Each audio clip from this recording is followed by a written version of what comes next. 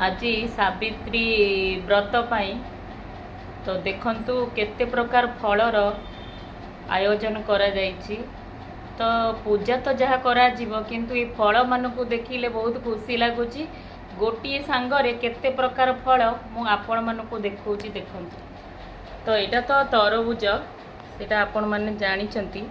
आ एटा हला बेल तो खजूरी कोली एटा हला सफेटा आउ एटा भी गोटे फल सेटा कौन गोटे कौन कुआ जाए के जाने आंब आउ एटा जामुकोली एटा ताल सज पिजुली एटा सपुरी एटा कदली तापरे देखेबी एप्पल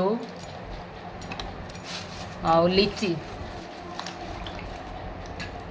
पणस पणस पाची थिला किंतु भलसे पाचिनी बोली ताको काटी देइछंती माँ।